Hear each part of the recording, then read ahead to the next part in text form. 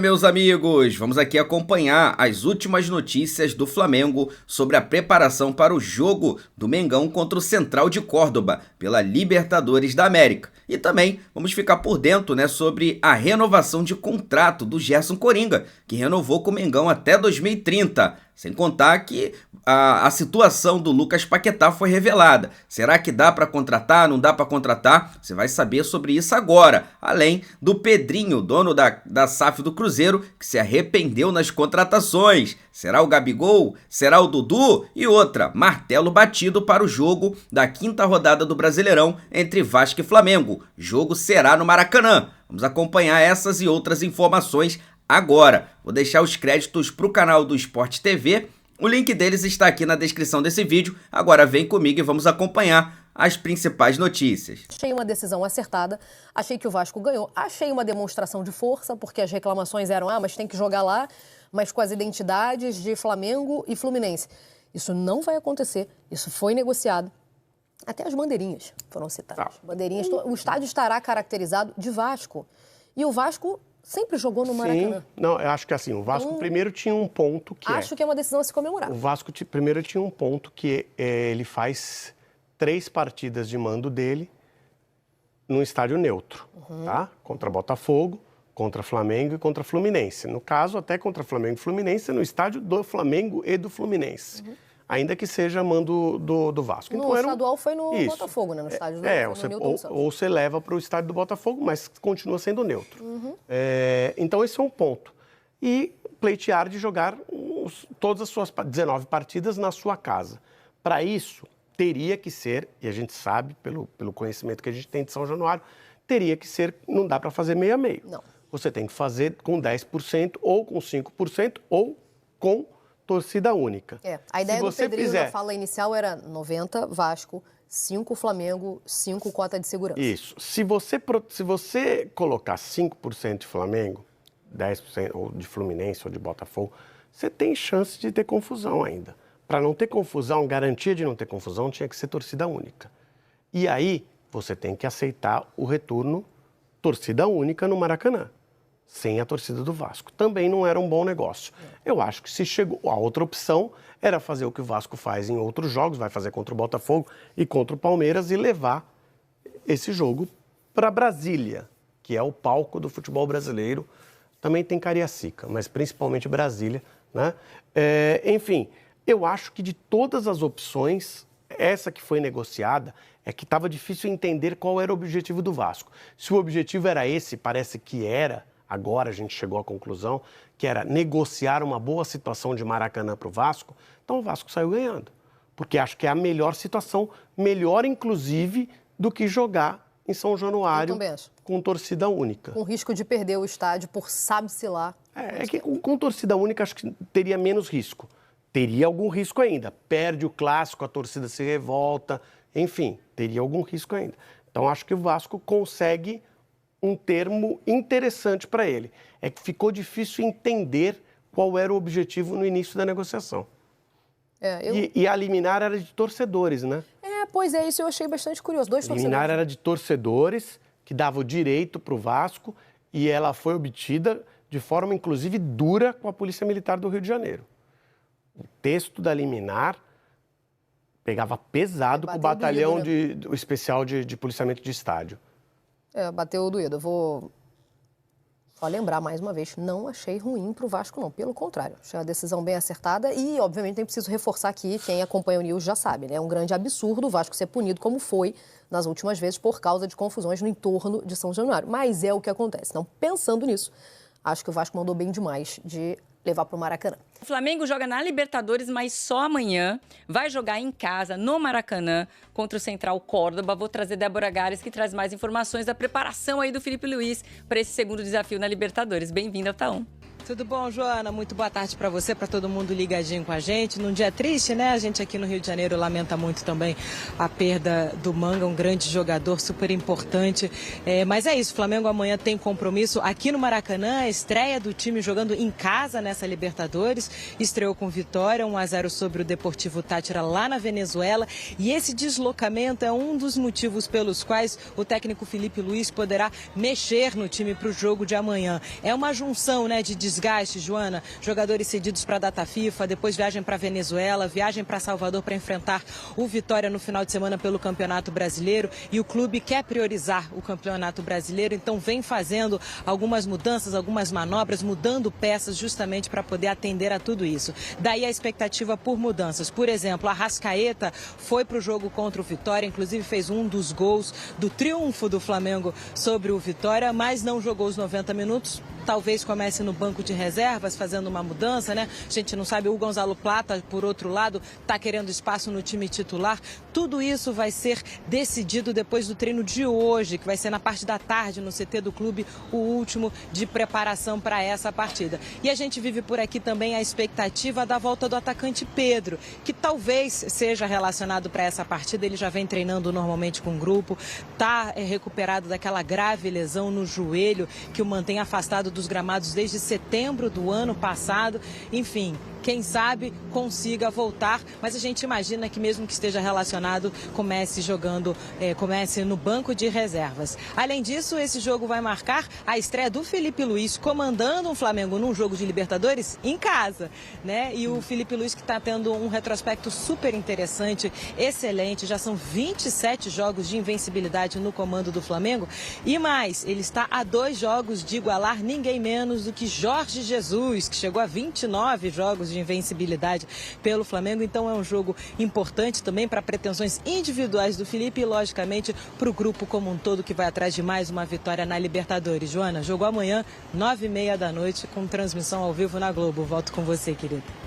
Grandes expectativas, né? Mas o pessoal já falou que a prioridade é o Campeonato Brasileiro. Querem ganhar tudo, mas o brasileiro não será deixado de lado. Mas entra a situação do Lucas Paquetá, por gentileza. Que está vivendo meses decisivos para saber sobre o prosseguimento da carreira dele.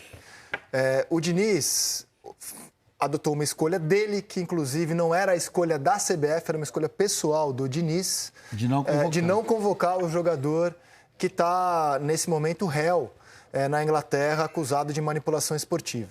Dorival sucedeu o Diniz e veio com uma outra postura e disse, inclusive, com todas as letras, que só não convocou o Paquetá na última data FIFA porque ele estava machucado. Não sei qual será a postura do novo treinador, do novo responsável pela convocação, mas antes de mais nada, o Caê vai explicar para a gente como é que está o momento da carreira do Paquetá. O que está acontecendo nesse momento com um importante jogador do futebol brasileiro, Caê? Então, começou há 3 semanas, completou ontem 3 semanas, um julgamento de uma corte independente na Inglaterra a partir de uma denúncia da Federação Inglesa, da FA, que a FA, inclusive, pede o banimento do Paquetá. Esse julgamento está em curso, tudo com muito sigilo. Que até tortura, mesmo, né? Até mesmo para o próprio staff do atleta, tudo com muito sigilo. A gente conseguiu apurar com alguns contatos aqui e ali, inclusive tentando falar com o escritório que defende ele na Inglaterra. E a percepção é de que esse julgamento não tem prazo para acabar ainda, não é uma coisa diária, então, assim, pode ter uma sessão hoje, daqui a 3 dias outra sessão. O Paquetá participou de algumas já. Por vídeo ou presencialmente? Presencialmente, mas o que se sabe é de que esse veredito, essa sentença, seja qual for, não sairá antes do fim da temporada, então a gente pode até estender antes da data FIFA de junho. A gente sabe que o Paquetá vai conseguir terminar a temporada tranquilamente, dentro do que é possível ser tranquilo nesse cenário. E aí, ali sim, durante as férias, vive essa expectativa dessa sentença que, repito, não sairá no último dia do julgamento. Vai acabar o julgamento, a partir dali eles vão debater essa sentença.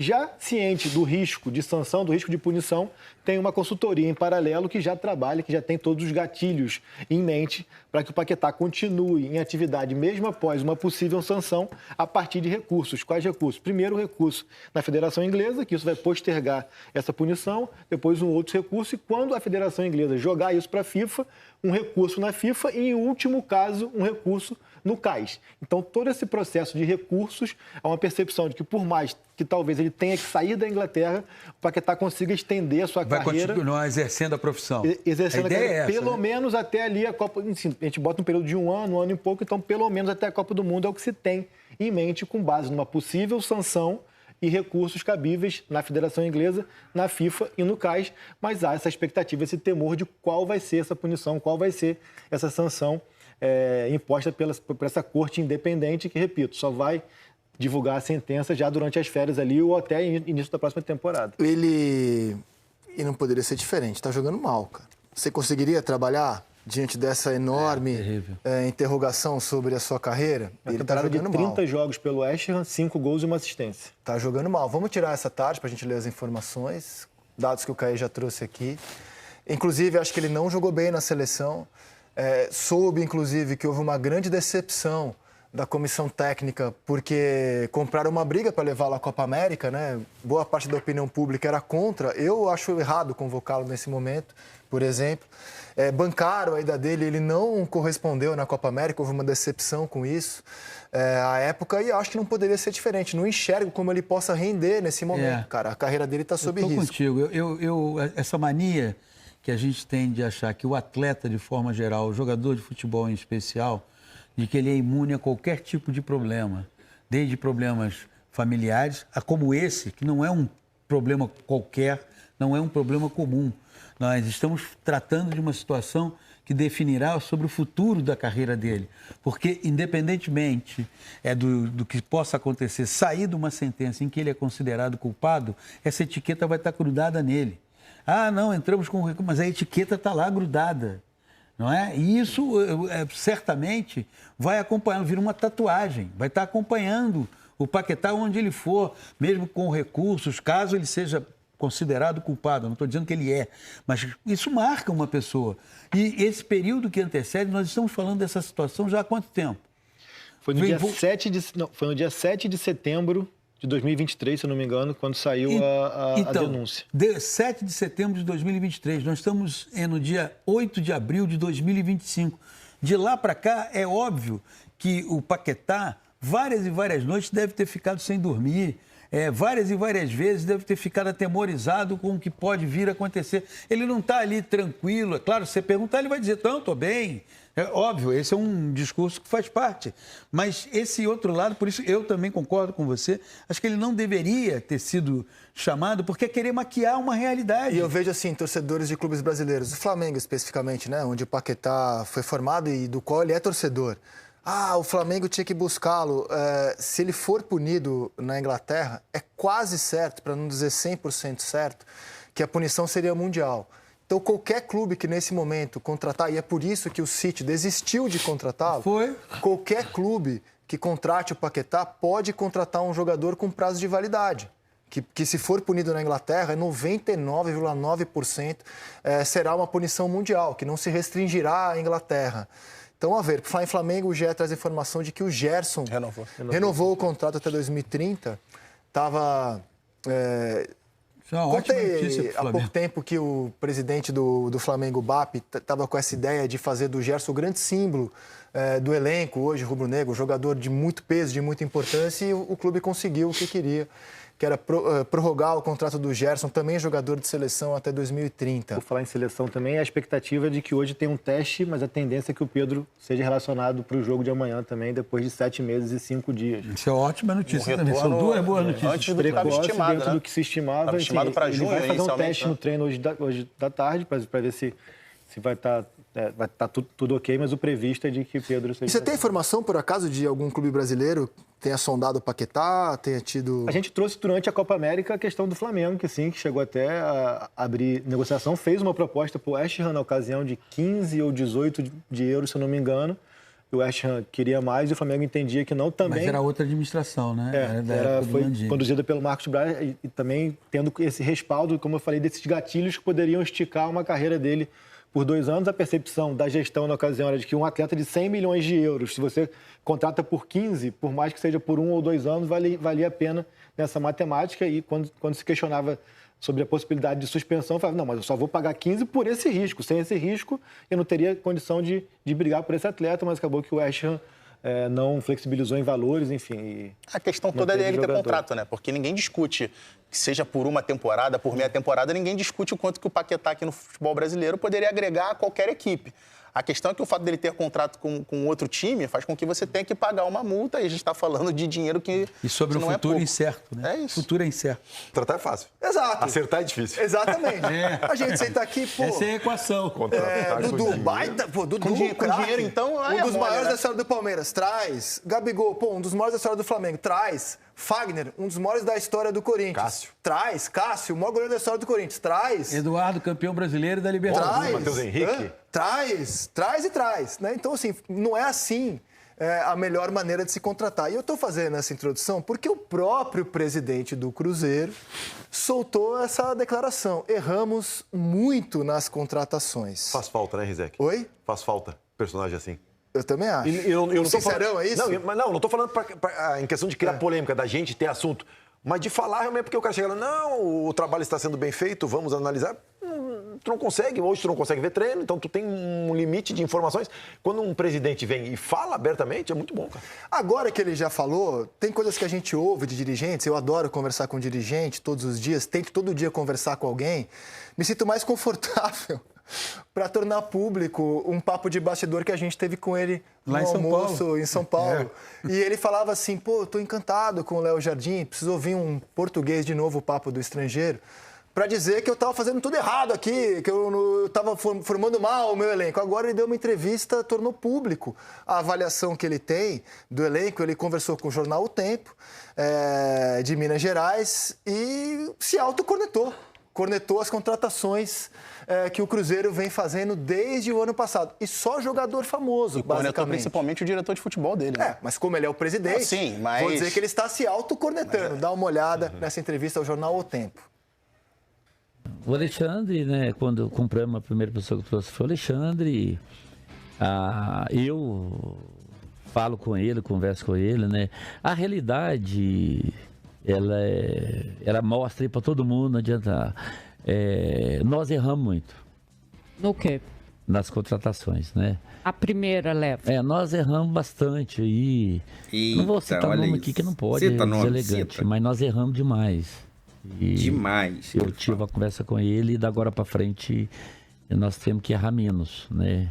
De preferência não errar, né? Mas nós fizemos contratações que não deveriam ter sido contratadas. E por isso pesado, é que hein?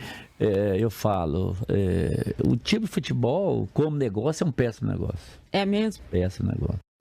Eita, se arrependeu até de comprar o Cruzeiro, provavelmente. Viva a sinceridade, né? Agora, mas eu não vi. Fala, Pedro. Que eu não. Desculpa, PC. Mas é que eu não vi muita autocrítica ali do lado dele, não. Eu acho que quando ele fala erramos muito, é muito ali, ó.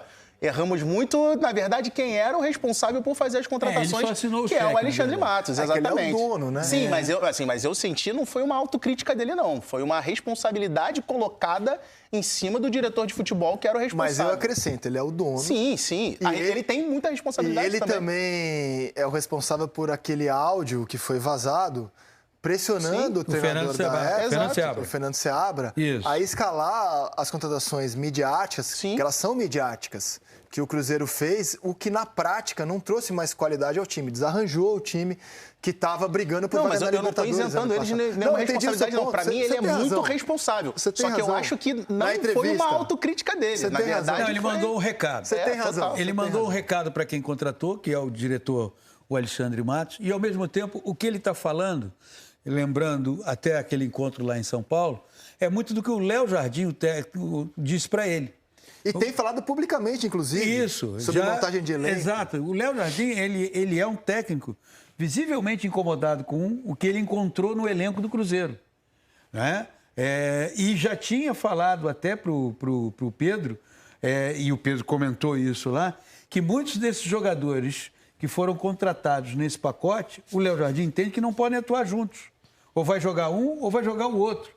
Ter todos ao mesmo tempo, ele já avisou o Pedro. Agora, posso fazer um questionamento aqui? Será que se é o Seabra que vira para ele e fala assim, presidente, não contrata essa quantidade de jogadores ao mesmo tempo que não vai jogar, será que é ser ouvido? Mas por isso mesmo que ele falou. Precisou ouvir um cara de lá. Pedro, mas nesse almoço ele chegou... Boa pergunta. Não, mas nesse almoço ele chegou e falou... Não, ele falou que não vai escalar fulano, Beltrano, e falou para os caras, e os caras ouviram. Agora, sabe por que os caras ouviram e ficaram calados? Porque ele é de fora. Porque você não é só de fora. É um treinador eu tô dizendo que a visão chegou numa dele. semifinal de Champions, Porque ele não deu... né? E outra, que porque tem não- um tamanho, Porque né? o presidente não deu nenhuma entrevista tirando a autoridade dele, né? Verdade. Porque, pô, depois daquela entrevista, cara, o jogador olha pro treinador e fala... "Pá, Será que hoje ele vai-" vazaria aquele Não, áudio? Sabe o que acontece? Não é só porque é estrangeiro, ele tem um currículo. Ô, Rizek, Não, ele tá fechado com o técnico. aquela entrevista vaza. Os caras tudo recebendo celular. Aquele áudio, não é nem É, entrevista, tudo- aquele E assim, áudio. e vaza, né? Vaza é Todo muito mundo entre chega aspas, no né? vestiário, bota a chuteira, vamos pro campo, pra nós vermos o que o treinador vai fazer. Se ele vai fazer o que o presidente falou ou se ele não vai. Cara, aí todo mundo fica ali ansioso pra saber qual é que vai ser a postura do treinador. Então, assim, bota o holofote e aí deixa o treinador numa sinuca de bico. Só que Mas eu vi que agora... você silenciou na política de contratações do Cruzeiro. Quero saber a sua opinião. Assim, a gente tá falando que se contratar fosse fácil, né? Assim, não é fácil. Contratar e acertar. Por isso que tem que ter processo. Então, assim, eu sou muito cuidadoso quando eu critico qualquer coisa no futebol. Porque não é fácil fazer. Não quer dizer que se tu fizer isso, vai dar certo. Agora, tem umas coisas que se tu fizer, vai dar errado. Isso não tem jeito. Tipo, manter o treinador, montar o time, o grupo em cima do treinador, depois trazer outro, acontece isso. Esse, pra mim, é o maior erro Acontece isso que ele da- falou. Não entra na qualidade dos jogadores, tá? Mas não bate as características que o treinador gosta de jogar. Perfeito. Isso não vai dar certo. E outra coisa, aí eu vou usar uma analogia para falar do diretor de futebol, do presidente do diretor de futebol e da montagem de grupo. O treinador joga com um esquema de 3 zagueiros, precisa de 2 alas ofensivos. Tu vai ter um lateral defensivo? Não pode tu contratar o lateral ofensivo, que joga numa linha de 5, e querer que ele seja um ala, né? Quando tu contrata o diretor de futebol, é a mesma coisa. Tu tem que saber as características do diretor. Quem não conhece o Alexandre, como o Alexandre trabalha? Então, assim, e o Pedrinho já conhecia ele do Cruzeiro. Então, assim, me admira o Pedrinho ficar surpreso porque ele reclamou de que gastou muito, que contratou jogador assim, que o Jardim reclamou dele da montagem do elenco. Então, assim, ele tem que conhecer também, né? Ele não é obrigado a entender muito de futebol, por isso ele tem o diretor de futebol. E assim, e aí eu não vou discutir se o diretor de futebol está certo ou errado. Eu vou discutir o conceito e a característica e o modelo de diretor que tu contratou. Como é que tu contrata um diretor? Como ele trabalha, né? Como é que tu contrata um diretor e depois tu critica que ele tá fazendo do modo errado, então tu não conhecia o modo dele trabalhar? Então, assim, é que nem jogador. Tu contrata um lateral direito defensivo e tu critica que ele não ataca. É meio contraditório. Só para fazer um parêntese aqui, eu não sei se foi no Seleção que eu falei ou foi em algum outro programa da casa também com relação a essas falas públicas do Jardim criticando o elenco. Que assim, ele quando foi chamado para negociar com o Cruzeiro, certamente apresentaram para ele qual era o elenco que ele tinha à disposição para poder trabalhar. Então assim, ele olhou aqueles nomes, ele avaliou aqueles nomes e ele aceitou trabalhar com aqueles nomes. Então assim, eu acho que hoje também, eu vejo meio fora do tom o cara ter aceitado esse compromisso e um mês depois vira publicamente para dar pancada no elenco. Eu não sei como é que isso pode ajustar o elenco internamente. Porque uma coisa é ele, internamente, chamar o Gabriel, chamar o Dudu, chamar o Matheus Pereira e falar, vou ter dificuldade pela minha forma de jogar, vou ter dificuldade de conseguir encaixar vocês para jogar todo mundo junto. Agora, ele chegar publicamente e dar pancada no elenco como ele tem feito, o português tem isso. Eu não gosto. O português tem isso. Eu trabalhei 4 anos lá. Eles é o jeito. Aqui a gente tem um treinador paizão, o que cuida a vírgula, se ele bota a vírgula no começo da frase ou no fim. Lá não, lá eles falam. Eles falam. E aí eu que te falo. Se internamente ele falou, ok. O problema é se ele não falou internamente, só falou externamente. Aí é complicado. Se falou internamente... Falou internamente. A gente tem aqui falou. E além do que, esses caras sabem também mexer com as falas públicas. Tem muito de recado aí também, que ele tá querendo dar além da fala interna. Ah, meu parceiro, doeu no bolso, né, galera? Essa que é a verdade. O cara sentiu ali no bolso. O cara fez um baita investimento, contratou Dudu, Gabigol, Fabrício Bruno, né? Contratou o Fagner, um monte de jogadores caros. Aí botou dinheiro na mesa lá, que o Alexandre Mato falou, contrata, aprovado. E aí chega na hora, o time não consegue chegar na final do Campeonato Mineiro e tá ladeira abaixo agora, não consegue ganhar de ninguém. Pô, o cara sentiu, falou, mano, eu investi milhões de reais, tá vendo o dinheiro dele ser queimado, torrado, não tá vendo retorno financeiro nenhum. E o cara não pode reclamar? Parceiro, não é assim não, não é bem assim não, né? Queria ver se mexesse no bolso desses caras, né? Se eles iriam reclamar ou não. Essa que é a verdade. Então, a questão aí é essa, né? O cara se arrependeu porque percebeu que fez logo um mau negócio. Pô, contratou um ex-ídolo do Palmeiras, ex-ídolo do Corinthians. Não, ex-ídolo não, ex-medalhão do Palmeiras, ex-medalhão do Corinthians, ex-medalhão do Flamengo. Pô, os caras tudo embaixo, pô. O Fagner já era reserva. O Dudu reserva. O Gabigol reserva. Já estavam mais figurando na reserva que tudo. O Fabrício Bruno reserva. E aí, agora que é retorno também, tem essa, né? E outra, muita gente alertou, furada, salários altos. Só o Gabigol e o Dudu, pô, tem um salário aí astronômico, tá? Astronômico, quase 5 milhões ou mais do que isso, né? Então, assim, é muita grana, cara, é muita grana. Agora, parceiro, já era. Chora na cama que é lugar quente, não tem mais volta. Vou deixar aqui os créditos pro canal do Sport TV, tá? O link deles está na descrição do vídeo. Vou pedir a você que não é inscrito para se inscrever no canal, ativar o sino e deixar o like. Daqui a pouco eu volto trazendo mais notícias e novidades para vocês, porque afinal de contas isso aqui é a nossa paixão e isso aqui é o nosso amor. Fui, nação!